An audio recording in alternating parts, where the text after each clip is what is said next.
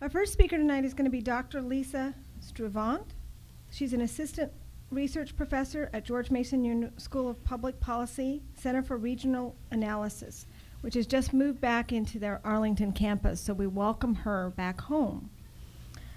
Dr. Strivant's primary areas of research include migration and mobility, housing, demographics, and economic development.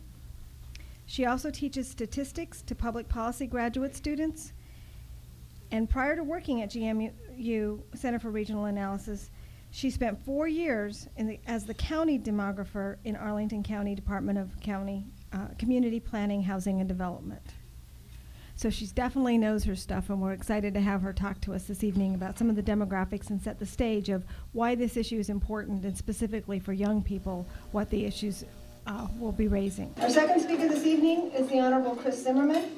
He's the chair of the Arlington County Board, former member of the Metro Board, and he's also been on the county board since being elected in 1996.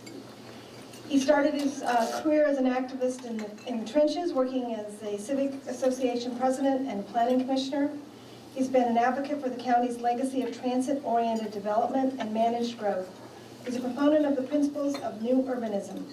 During his tenure on the board, he has emphasized traffic calming and neighborhood conservation, transportation infrastructure, affordable housing, economic development, public safety, and protecting open space.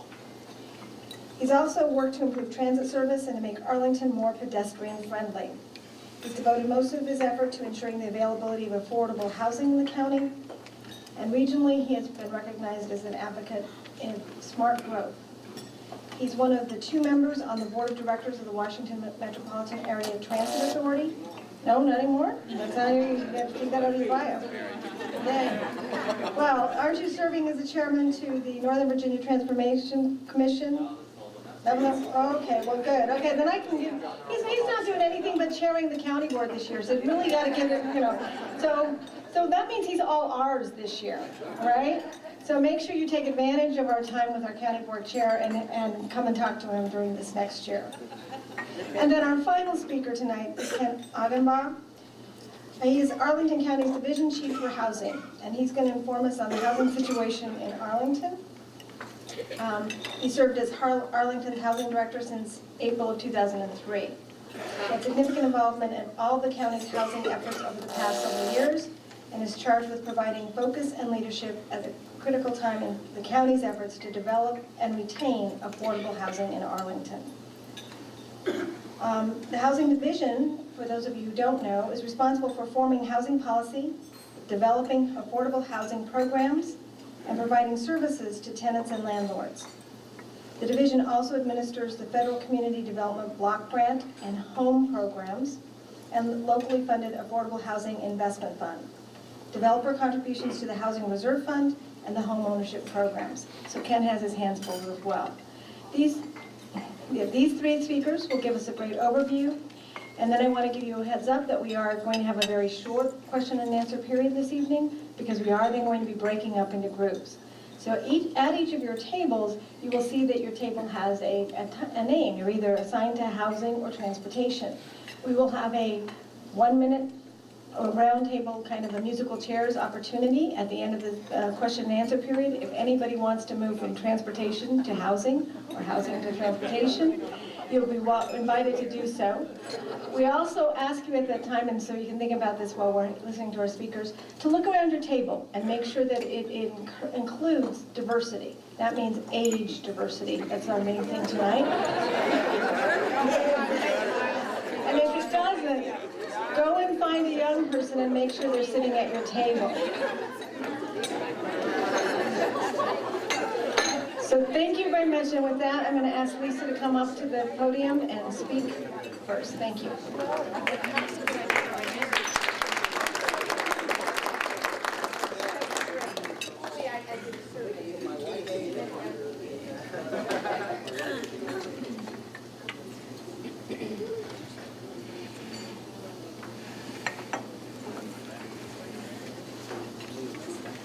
Thank you very much. Good evening. How are you all this evening?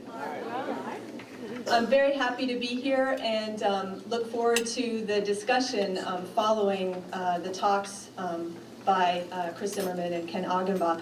My purpose here is to provide some background on what we're calling sort of the young adult population in Arlington County. In my talk here, I'm going to talk about the population in the county aged 25 to 34 years old. This is the population that we've chosen because it's one of the fastest growing groups in the county. It's also a group that is making decisions about work, about where to live, about how to commute, about what kinds of housing they want. So it's important to get a better sense, we think, of what this population's doing and how they're making choices here in Arlington County. I'm going to speak very briefly, and I'm going to present some information from the census and from recently released data from the American Community Survey. As was mentioned, I work for the Center for Regional Analysis at George Mason University, and if you're interested in more demographics, either about Arlington or the Washington area more generally, please visit our website, which will be listed on the final slide here. So, the population of 25 to 34-year-olds comprises a greater share of the Arlington population now than it did in 1990 or 2000. In fact, you can see between 2000 and 2009, the population of 25 to 34-year-olds grew by 26%, while the overall population grew by about 15%. The population of 25 to 34-year-olds in the county is somewhat less racially and ethnically diverse than the overall population. 29% of this population is married, 14% have children, but most of this population are single. 64% of the 25 to 34-year-olds in Arlington County are never married. And so what I'm going to do is I'm going to present some characteristics of this population to give you a little bit better picture of this group and also to help inform our discussions about housing and transportation. When you look at the next set of slides, the blue bar shows the statistic or the piece of information for the overall county population, while the green bar shows that same piece of information for this 25 to 34-year-old population. So that'll be consistent as we go through. The population here in Arlington are very likely to hold so-called professional and technical services jobs. These are jobs in engineering, in government contracting. These are lawyers, architects.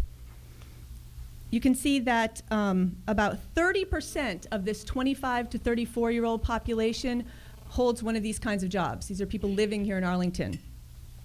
Let's see. That's compared to about 23% of all working residents in Arlington.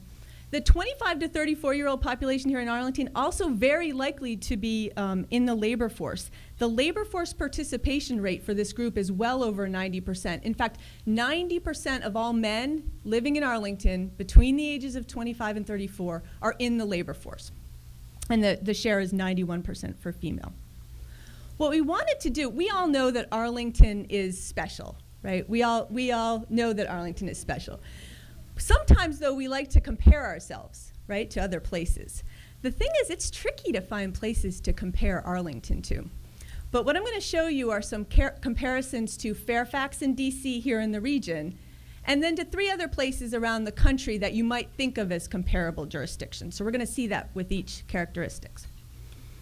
What we have here are the same statistics presented for Fairfax County, for the district, and then for Portland, Oregon, for Austin, Texas, and then for Cambridge, Massachusetts. As I mentioned, just one more word on these comparable jurisdictions.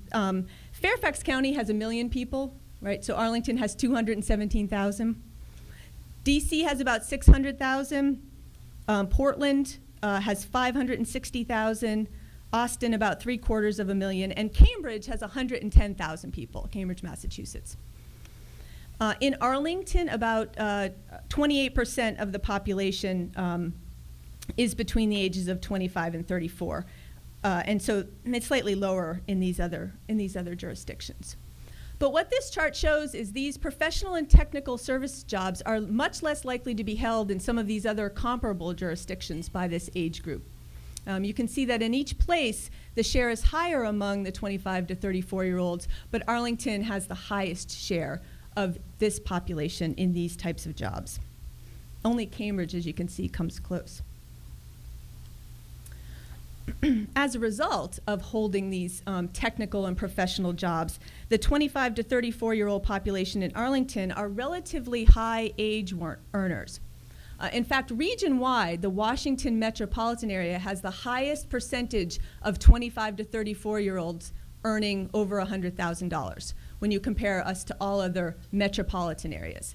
And in Arlington, about 14% of the 25 to 34-year-old population earn above $100,000, compared to 16% of the total population. You can see that that rate for this population, this 25 to 34-year-old population, outstrips all the other places. Even Fairfax County, where there are very high wage earners overall, the younger population, the percentage for the younger population is somewhat smaller. So we have a very professional 25 to 34-year-old population. We have a relatively high earning population here in Arlington County. We wanted to take a look at how this population and the rest of Arlington County commutes to work. So we have about 30% of the 25 to 34-year-old population in Arlington also works in Arlington. And many of the people who live here have chosen Arlington because it's close to Fairfax and close to DC and close to work locations outside of Arlington that are connected by metro and by bus. About 30% of this population takes the subway or the bus to work, slightly higher than the overall population. And this rate of using public transit is higher in Arlington than in other places, except for DC, but that makes sense given the urban nature of DC. A much smaller share of the population walks or bikes, not surprisingly. So we have about 5% of the 25 to 34-year-old population regularly walks or bikes to work. You can see that it's higher in some other places, particularly in Portland and Cambridge. Now, I urge caution in interpreting that high number for Cambridge. There are a significant share of walkers and bikers in Cambridge, and we have to remember that this is based on a survey, so we're not sure that it's quite that high. But we do have potentially capacity for more walkers and bikers in Arlington County. The American Community Survey, on which these data are based, only ask about commuting, though. They don't ask about other means of transportation. So we don't have any information from that survey on car sharing or bike sharing. So I hope that we'll hear a little bit more about that from our other speakers. I wanted to move quickly to home ownership. The national home ownership rate is about 67%, and it's lower than that in Arlington, and lower still for the population of 25 to 34-year-olds. One of those reasons is about half of this population are single-person households living by themselves. Another quarter are unrelated people living together, so roommates or people living together. And based on these data, though, we found that there's about 2,000 households in Arlington in this age group where there are 3 or more unrelated people living together. So this may be this idea of group housing or roommate situations. And most of those people are renters. So again, the home ownership rate about 50% for the county, about 30% for the 25 to 34-year-old population. When you look at the types of housing this younger population, these younger owners live in, it's about evenly split between condo and single family. And the majority of those single family are in townhouses. Let's see, so you can see sort of how these home ownership rates compare. The home ownership rates are slightly higher in Fairfax and in some other places. Some of the reason why the home ownership rate is lower is by choice. I mean, this population tends to be a little bit more transient in where they are in their work, and they may not be tied yet to a particular job. But it's also driven by price. At the end of 2010, the average sale price of a single-family detached home in Arlington was $740,000. Townhouses averaged $550 and condos were $370. So higher prices in Arlington County also lead to lower homeownership rates. We measure housing, how much housing burden someone has, or by this rule of thumb of 30%. Households shouldn't spend more than 30% of their income on their housing. So we look at the percentage of owners who are so-called housing burdened. And so you can see that 42% of the 25 to 34-year-old owners here in Arlington are housing burdened. They're spending more than 30% of their income on their mortgage. That's not surprising, though. If they're able to qualify to buy, when you're younger and in the beginning of your career, the potential for having higher wages as you go on makes sense that you may be more burdened if your income is anticipated to go up in the future. You can see that the trend is very similar in other places.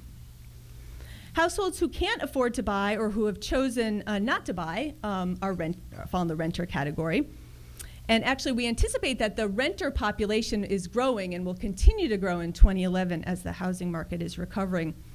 But young renters in Arlington, largely due to the availability of a range of rental options and these relatively high wages, are less housing burdened than the overall population, 27% compared to 37%. In other places, this population of 25 to 34-year-olds have a harder time being able to find rental housing.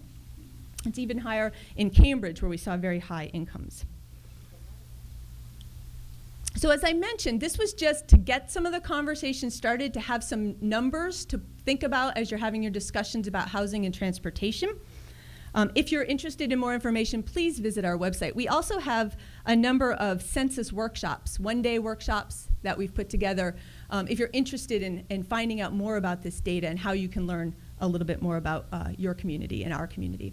So with that, I'm going to turn it over to our next speaker. I think we'll take questions at the end, if I'm not mistaken. Okay, and so thank you very much for your time and attention.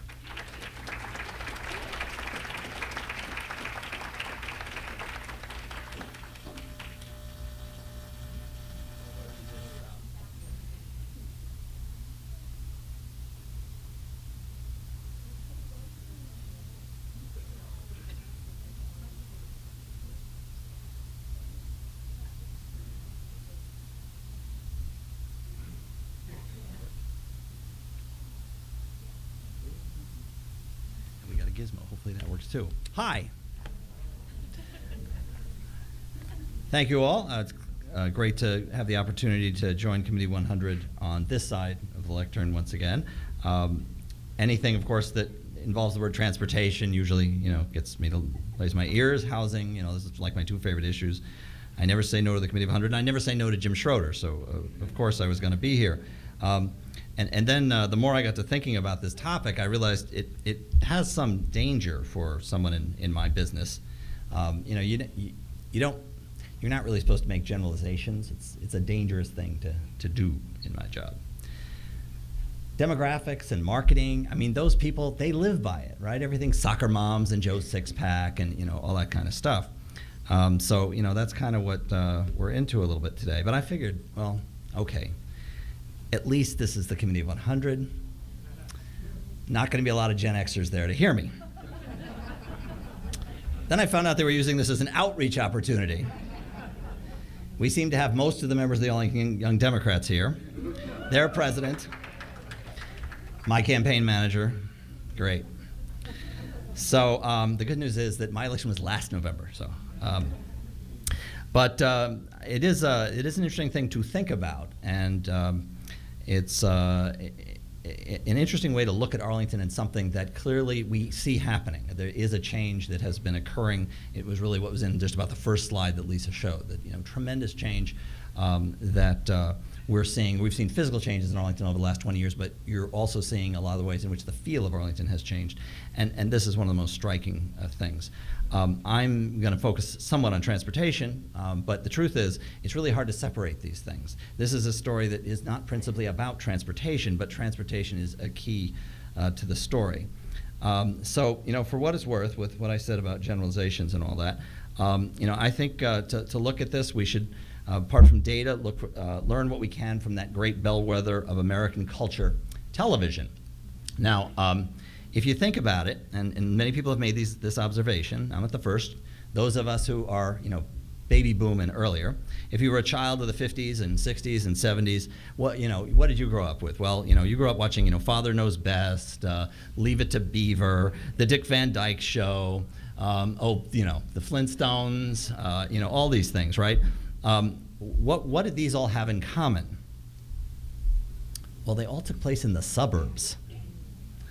That was kind of like what popular culture was in those days. Now, on the other hand, if you were a child of the last couple of decades, that wasn't the shows you grew up watching Seinfeld, Mad About You, Friends, Will and Grace, Sex and the City. You get the idea. These shows, they're all mostly set in New York, actually. They're all urban settings about people living an urban life. Just as apropos of nothing, if you look at the Wikipedia list, and it's in Wikipedia, it must be true. TV shows set in New York City in the 1940s, from the 1940s to 1960, they list 20. In the 1990s, they list 43, and since 2000, 53. I don't know what that means, but now you'll have it stuck in your head. So I do think that this actually does say something about a generational change overall in our culture, and it is paralleled with what is happening now in every other aspect of economic life. It is an important driver in what's happening in the real estate market, for instance, and it has a lot of impact on places like Arlington. It is a somewhat different generation than those of us who are boomers and before. Compared to my generation, they seem to be slightly less fascinated with cars. They like them too, but the technology that governs their lives is more about laptops, netbooks, iTouches, smartphones, Facebook, Twitter, etc., etc. Somebody is probably blogging in this room right now, I suspect. Did I see Miles here? For all I know, we're on Twitter. Their idea of the good life is a little different than what baby boomers were brought up on. They're not especially interested in mowing lawns. They want urban amenities and active recreation. They want choices, ready to hand and instantly available. They are not patient. Sitting in traffic staring at the bumper ahead of them, they find even less appealing than the rest of us. They're interested in dining out and dining in. They want variety in cuisine and all the options that go with that. If they want to sit outside a coffee shop sipping a latte, they expect the plaza to be Wi-Fi ready. If they want to work out at 3 a.m., they expect a gym to be available. They want music and entertainment, and not just on the weekend. If their friends want to go out on Thursday, they don't want to have to worry about a designated driver. They are responsible. If they want to go to salsa lessons on a Tuesday night, the only problem they anticipate is choosing which place is best. This is a true story, by the way. I have one of these in my household, I can tell you. They seem to like Arlington. And it's not entirely surprising. Arlington has a lot to offer them. They're not the only ones drawn to our version of walkable urbanity. Indeed, their interests parallel in some ways a growing segment of older Arlingtonians. And we could do a whole program on the naturally occurring retirement community, or NORC. But clearly, this holds a special attraction to the current generation of young adults. In some ways, it is the most striking change about the area that we call the RB corridor, especially Clarendon. When I lived there, as a 19-year-old, there weren't lots of us there. You could walk down Wilson Boulevard and not pass lots of folks because there weren't nearly so many pedestrians, but you certainly wouldn't expect to run into large groups of your own cohort. Much has happened since then, most significantly, of course, the opening of the Orange Line. Again, this isn't principally a story about transportation, but transportation is a key to it. First and foremost, the people we're talking about are seeking a lifestyle option. Transportation choices are a means to an end. And Arlington does offer a great array of transportation choices with 11 metro rail stations out of 20 in all of Northern Virginia. That's part of the reason they're here. A whole lot of bus service, both Metrobus and ART. We have Zipcar. We have bike trails and on-street bike lanes and bike racks and bike parking and bike lockers and now bike sharing. But mostly what we have is walkability. The option that is central to the lifestyle that folks are seeking isn't actually metro, it's walking, or more exactly walkability. As it happens, this is an option which in 26 square miles, Arlington has aplenty, and of which, by comparison, Fairfax County in 400 square miles is almost entirely devoid. Sorry, Fairfax. And of course, it is Metro that made it possible, but that's the point. It's not fundamentally about this. More and more, I hear stories from people all the time. I have a colleague who I will not name, an elected official in another jurisdiction. I won't say which one, but it begins with F, who would be riding with me on the train back and forth to Transportation Planning Board meetings, appropriately enough. And a few years ago, told me about, our son's out of college and all this, and he just has to live in Arlington, And he did. So, he's part of this group too, and just one of many stories that we hear about all the time. Now, it's important to note, I think, that transportation and housing are closely intertwined. A choice of where to live is inevitably a decision about transportation. And if I pick how I want to get around, I constrain my housing selection. So although we're doing these things separately, they really are, in a sense, the same choice. There's a big trade-off, of course, between costs. And that is important if you remember the slide about people being sort of rent burdened. It's true that you're more likely to be rent burdened if you live in Arlington. On the other hand, you save a lot in transportation costs. These folks know this, and that's part of the reason they're taking advantage of it. More and more analysis is being done that puts cost of housing and transportation together and gives you a different sense of affordability. There's actually a website available now. This is for you young people who will actually look at the website, where you can go and you can pick your place and you can see the affordability based on housing costs alone, and then you put transportation in, whole picture changes. Very interesting. Well, okay, so I'll have a little data too. But yeah, that's what we're talking about, right? Last year, Arlington County's Community Services Program released results of an extensive survey of residents that was commissioned as part of an ongoing evaluation of transportation programs. The data provides some interesting insights into generational differences on matters of mobility. You can look at this again in terms of, here's where the generalization really comes in. 4 demographic groups. There's of course the baby boomers. That would be me. Those of us before then World War II and earlier, and 2 groups of young people, which basically correspond to the group that is being focused on here. Those born from 65 to 1982, there's your Generation X, and so-called Generation Y, born from 83 to 91. Okay, so some of the results are not really surprising. Social networking, use of things like Facebook. Well, the Generation Y folks, 90%. The oldest group, 21%. The rest of us are in between. That probably doesn't surprise anybody. Transportation-wise, getting to work, driving alone to work, highly correlated with age. So in that the Gen Y is the blue going all the way down to the oldest group, and as you can see, it's just pretty much just tracks age right away. Similarly, if you take Metro Rail, use of Metro Rail, Generation X and Generation Y are 50% more likely to take Metro Rail than those born 45 and earlier, 24% more likely than boomers. Even more dramatic results are seen for bus. It was interesting, we saw some of the income information. This group in Arlington has income. In fact, I hate to tell you that Ms. Vola sitting next to me saw that and she said, "Why are we giving all these discounts to the young Democrats?" And she's like, so watch out,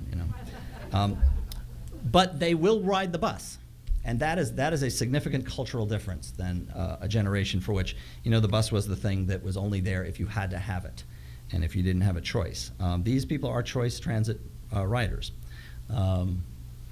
And here's an interesting one. Ask whether in the last year you made more non-work walking trips. Did you walk more for non-work trips? 60% of Gen Y said yes, compared to 27% of the oldest demographic, and 39% of boomers.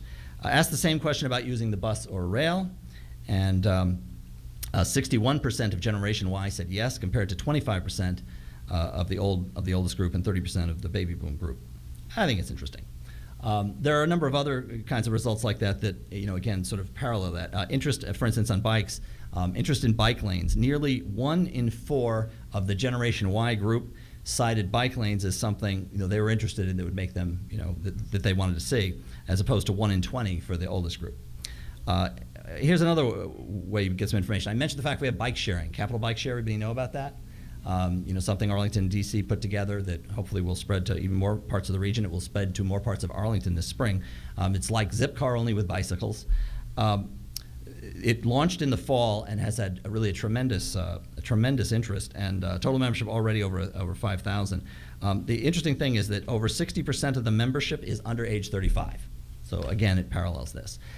Car sharing, I mentioned Zipcar. I checked, and I don't have Arlington figures, but there's now 50,000, almost 51,000 members in the DC metro area of Zipcar.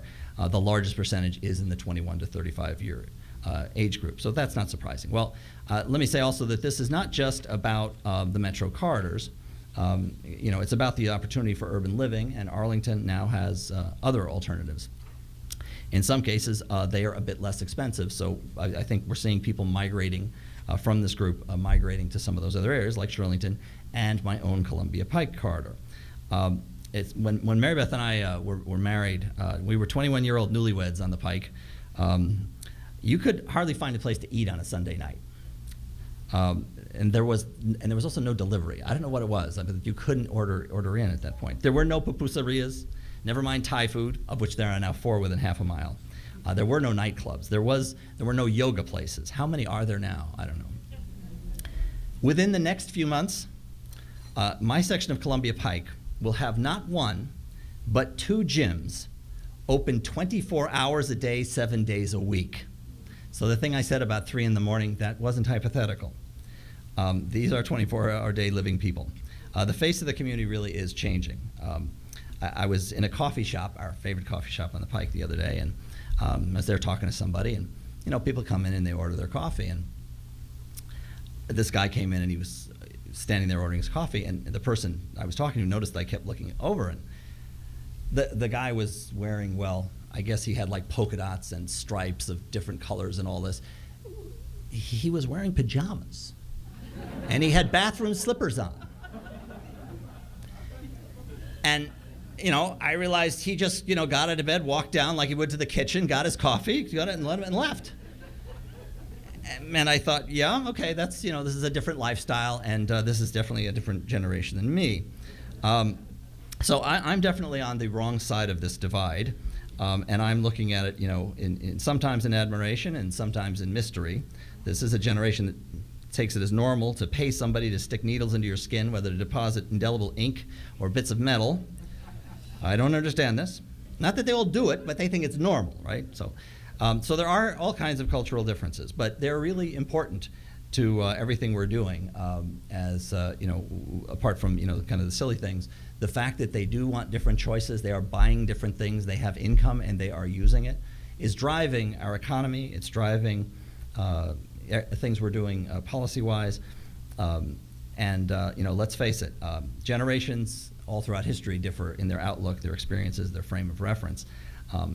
But one thing that they have in common with any new generation coming along, all of us were at one time the younger generation, and they will inherit this. Our society, our country, and even the Committee of 100 will all be theirs. Thank you very much. Look forward to your questions.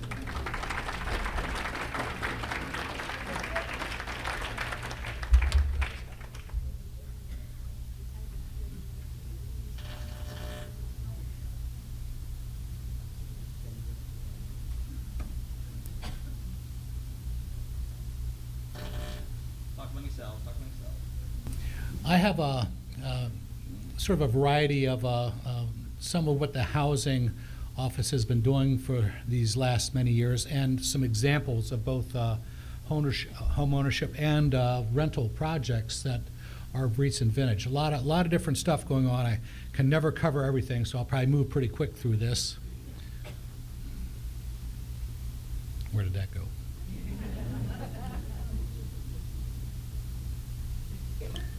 Okay, the right side. As we all know, Arlington is just ideally located, and there's an awful lot of demand for housing in this area. In terms of the metro stops, Chris outlined, the real thing that we have is some transit-oriented development that's given us really great opportunities, as well as challenges for affordable housing. In many ways, it's our blessing because it stimulated the economy, but it's also driven the cost of housing very high, as most of you are aware of.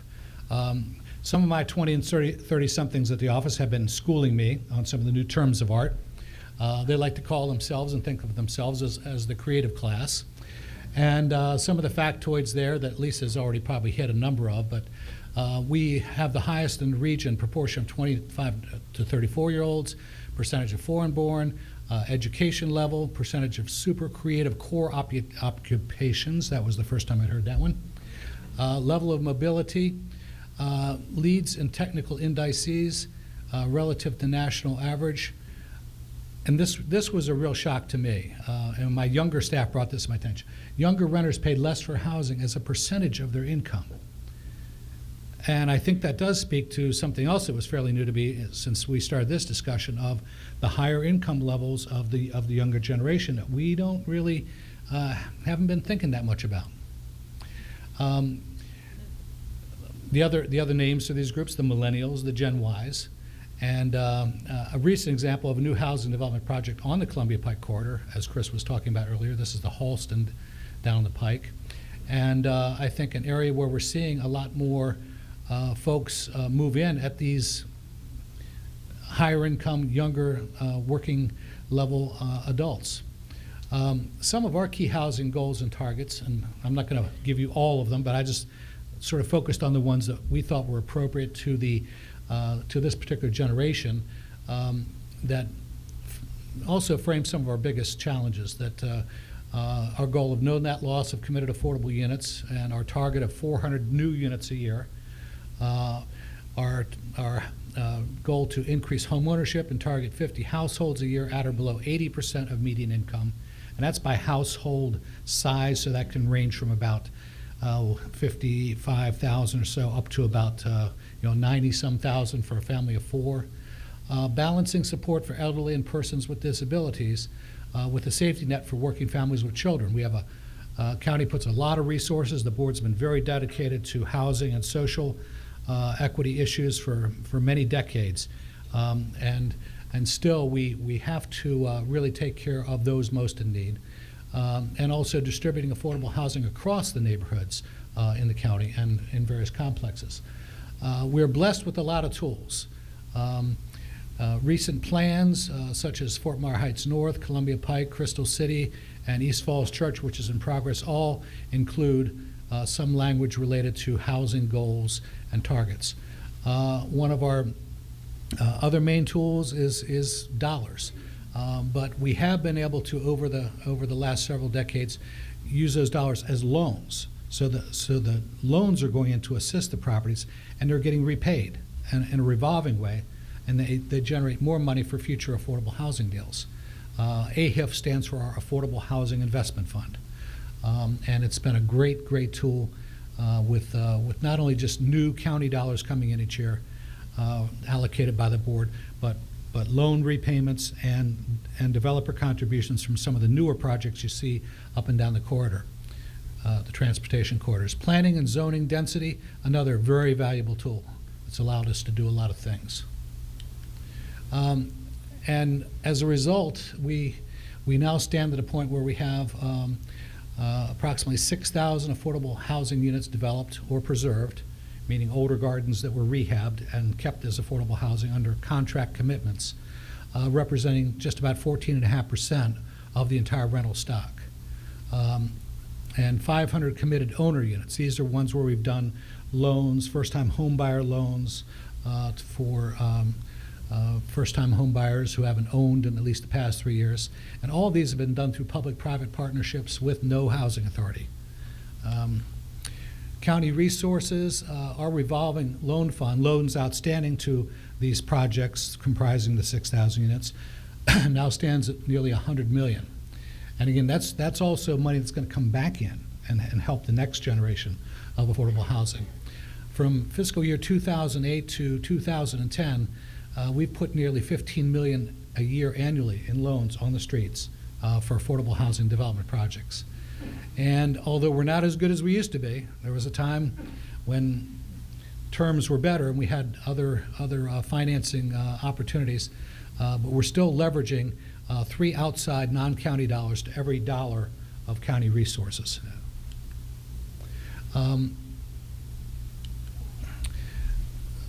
An example of mixed income rental. I lost my picture on this one. Recently, in the Roslyn neighborhood toward the courthouse edge of Roslyn, we worked with the Arlington Partnership for Affordable Housing on a project called Roslyn Ridge Apartments, now named Park Roslyn. Before it was 22 apartments. We were lucky we worked with the nonprofit to buy this 15 years ago or so. When the prices were right, we were able to redevelop it using some density shift from the adjacent Hillside Park, some county loan money of $6.3 million, low-income tax credits, and we now have a 238-unit building, mixed income, where the higher rents of the market units are helping in that case to support the affordable portion, which stands at 101 affordable units there now. Just to give you the dramatic difference in what the market rents and affordable rents are in the projects in the corridors. I mean, the one bedrooms alone going up to $2,450, and the two bedrooms to $2,850.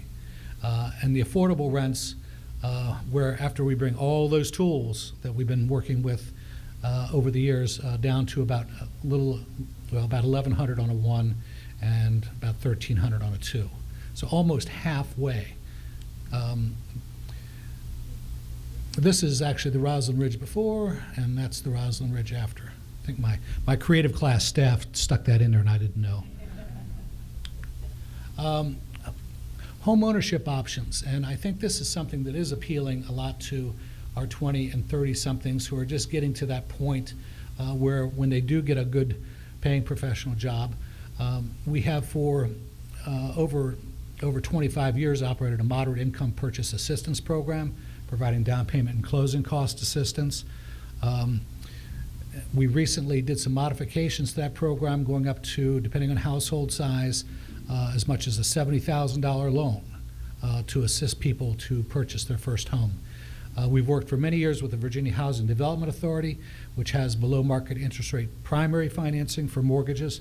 We were as low as 3.5% at one point last year for 30-year fixed for first-time home buyers. And the county has had a Live Near Your Work program. We have not funded that for county employees the last couple of years. County and school employees are still eligible for that. We have partnered with other organizations such as AHC to do that. A recent example of a condominium. At our table we're debating whether the real name of the project is Village at West Shirlington or vice versa, but we selected the latter. Recent example, four persons, probably a 4-person nuclear family in this case, but this could apply to a 2-person household. Income of about $66,000, purchase price of about $363,000, and this is one of the larger MyPAP loans we've had of about $90,700. It's a shared equity program now. So what happens is when the person sells and buys up, and there's really a built-in incentive to do that, which we can discuss in the breakout groups, then that money will flow back into the program to help the next first-time home buyer. Duplexes, one in the South Ivy Street neighborhood, again a larger household, but this could have easily been a two-person household. I think our 2-person limits go up to about 85, so maybe it's just a smidge over that. Purchase price $350,000, MyPAP loan of around $87,000, and the rest was VHDA financing. And we've even, and this is a real rare bird, I should really caveat this.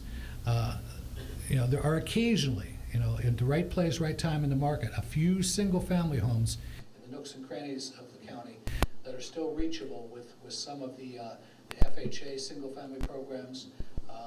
VHDA has a product called FHA Plus, which requires only a 1% down payment compared to 3%, and it's also something. This one's probably a little bit above the level. Well, the income level with a larger household could have been something accessible by a larger family. But this, as somebody mentioned earlier, one of my predecessor speakers here, was 2 single persons buying together, which is something else we're seeing. Not just the renting together mingle situations, but the buying together. I myself started out a long time ago in a galaxy far, far away, buying a house with 2 other guys. We call it the Anacostia Home for Unwed Men. And then last but not least, and these are not all housing by any stretch, we have a long legacy of awards for the planning and the housing and the transportation efforts. As Chris mentioned, these things go hand in hand. One of the ones we're most proud of is the Environmental Protection Agency's overall, I think this was the first overall award for smart growth that the county received. American Planning Association, we've actually had a couple of major awards from them over the years. Washington Area Housing Partnership for one of the real home run deals we ever did was a project down on Columbia Pike where we were able to rehab apartments and increase density on a portion of the site and do home ownership on the same piece of property. And I think we got our loan money back in about 5 years on this deal. I mean, it was really a sweet spot. We've also won awards for our creative affordable housing tools. Barbara Favola has worked long with the Washington Area Housing Partnership to really spearhead that effort. In addition, other awards for plans, reports, developments from groups such as NACO, National Association of Counties, and I'm very proud that our Community Development Coordinator is this year's president of the National Association for County Community and Economic Development, Jane Ebach, who's been with us a long time and is a very creative custodian of our community development block grant funds. So in addition, I should say to our website, when you do go to our website, our 20 and 30 somethings in my shop have created a housing block, and it is getting a lot of hits. I think we're maybe as many as 5,000 or so in the last couple months. So thanks a lot for your time. Look forward to your questions.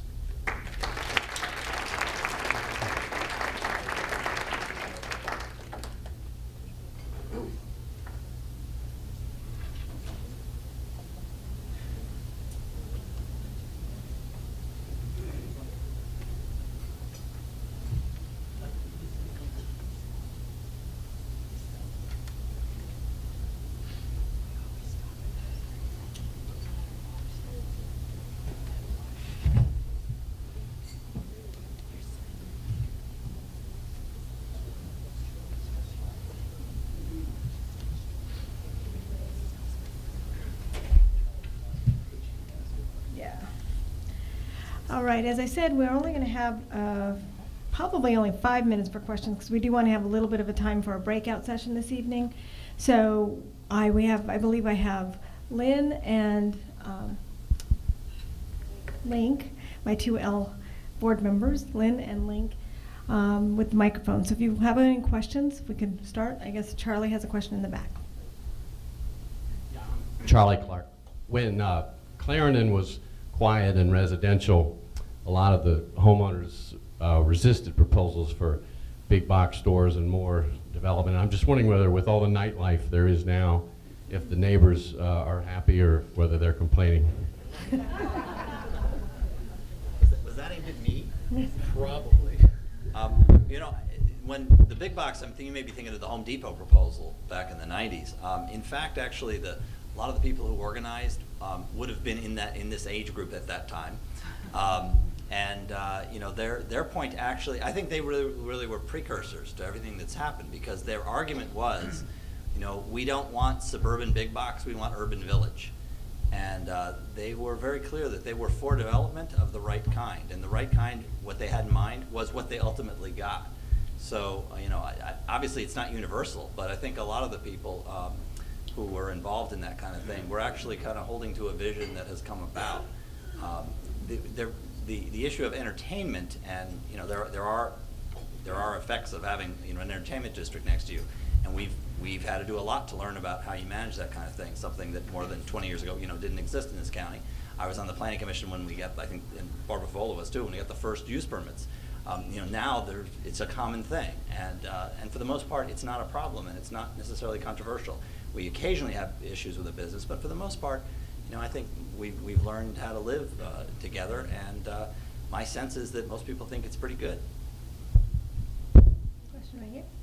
You could state your name and then your question. That'd be great. Good evening. My name is Gordon Simonette. Chris, Lisa, and Ken, thank you all very much for coming tonight. This is a very interesting program. I'm a renter along the Pike, and one of the reasons I live along the Pike is because I found prices to be more affordable for me as compared to the Arlington corridor.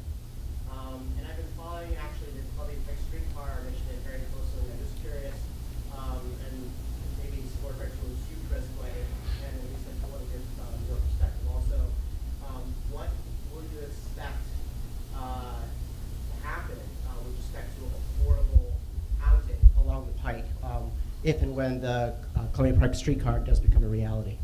Well, I said Mary Beth and I, when we got married, that's when we moved to the Pike. I lived in the Clarendon area. It was Lyon Park, basically, near Clarendon. Mary Beth lived near W&L High School in the Ballston, Virginia Square area. That was right when Metro opened. And some of the landlords actually had timed the leases. I think Mary Beth's was that way, so that it would expire right when Metro opened. So that had a little something to do with our own migration south, because Metro opening did have that effect then. I think there's a couple things though to bear in mind. Number one, we're seeing overall real estate values rise, over time everywhere, no matter what. And that is going to, in a world in which, in fact, more people want urban living and we have it, in a world in which gas prices are going to be going up, all energy prices are going to be going up. The reality for probably the next generation is it's going to, Arlington's going to become a more costly place if we don't do anything. That's the reason for all the policy that Ken was describing and the reason we're committing homes to affordability, because otherwise they're all threatened. We've seen the pattern in Columbia Pike since before any of the new stuff happened, even where people would take an old apartment building and kick everybody out, fix it up a little bit, raise the rents, kick everybody out, fix it up, sell it as condo, or tear it down and turn it into something else. You can do that. You can do a lot of this stuff without any new development. You can do a lot of it without ever talking to the county board. So to some degree, what we're trying to do is plan for the future so that it will be affordable. The current process that we're in right now, the Columbia Pike Land Use and Housing Study, is focused very much on that. How do we create a place that actually is walkable, that is environmentally sustainable, that's a good place to live, and that people can afford to live at, even at different levels of income, even at low and moderate income levels? How can we have a mixed income community that is environmentally sustainable? That's one of the major problems that this country has to solve, and this is a good place to do it. I think that would all be true even if we weren't talking about any improvements in transit. Streetcar will be an improvement in transit, and it will have an impact on real estate values to some degree. One of the things that interested us about this approach, and when you look at communities like Portland that have done it, as compared to Metro, Metro has tremendous capacity. It throws out value around a station for blocks and blocks around. A quarter mile out, a third of a mile out, you have a big impact on real estate values. What analysis in places like Portland has shown, streetcar can have a very significant impact right along the corridor it runs, but it drops off within just a few blocks. And in some ways, that's exactly what we want to do. We do want to increase the value of the commercial corridor. We want it to be a walkable main street with businesses people want to go to and all. That means it will be more valuable. But we don't actually want to throw it too wide. So what we're hoping to be able to do is aim to something where, within a few blocks, you not only have a place where you can afford the rent, but you're a few blocks from good transit. Because again, and this is the final thing I'll say, it really is about the combined cost of housing and transportation. And what's happened is, by singularly looking at the idea of being rent burdened or mortgage burdened and not looking at housing costs, not looking at transportation costs, we have people moving way out to where they qualify and then having huge costs in their income, taking out of their income, going to maintain and operate automobiles and drive them and all that other stuff. So we have an opportunity actually to create something that might just gonna be the sweet spot that, between, when you look at the whole thing, can be an affordable place for a wide range of people. That's what we're trying to do. Well, technically, that takes us to all of our time for the questions. But I think we can take one more question if there's another one out there, and then I really would like to have some time for our discussion, though. Yeah. Oh, okay, Lisa, why don't you do that? Just to build on, and sort of leading into our discussion, because I thought your question was really interesting, because when we look at what's happened to house prices when the market has dropped out, it didn't drop out in Arlington. House prices stayed pretty stable, and so I'll be curious to hear, for those who do rent in Arlington and are looking ahead to home ownership, what do the options look like for you as you're looking to buy? And so I think that kind of discussion is interesting for Arlington County officials to understand. Do people stay? Are people feeling like they're able to stay in the county when it comes time to buy a home? And what are the options that they're looking at? So I throw that out there as we move forward with our discussion. I think the question was right here. One more question from Joan. Yes, Joan Quinn, and I'm very interested in the housing issue because I'm very close to Pentagon City, where the proposal is to decrease housing options and build office buildings on the area of Penn Place, which was supposed to be residential. So I'm intrigued to know what the answer is here if there is such a need for housing.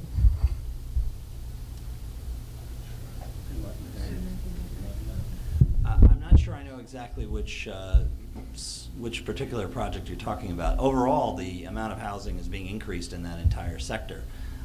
And in fact, the recently approved sector plan for Crystal City increases housing, very explicitly, both because we want more residents there overall, and also sets targets for affordability within the sector. But you're talking in Pentagon City? Pentagon City, which has a phased development site plan Right. with limits on office and density specifically planned to You're talking about the allow last for parcel. mixed use Okay, with I think I know what you're talking about. Okay, but that does not, again, I haven't seen the actual proposal they filed, but I don't believe that involves any reduction of residential, because all the residential is actually being built. It's being built to the south of 12th Street, I guess that is, in a project that ultimately will have 3,000 units, of which there are a couple of buildings already constructed. There's no reduction in residential contemplated there, as far as I know. You're moving it, but you're increasing the office. Well, I think that's what they're applying to do, but that hasn't actually come forward yet. Sounds like that's still on the table. And as we talk about tables, let's move into our group. So if you can take that moment, and while people are moving, I also want to take the opportunity to thank Libby Garvey for joining us tonight from the school board. I didn't get down that list, so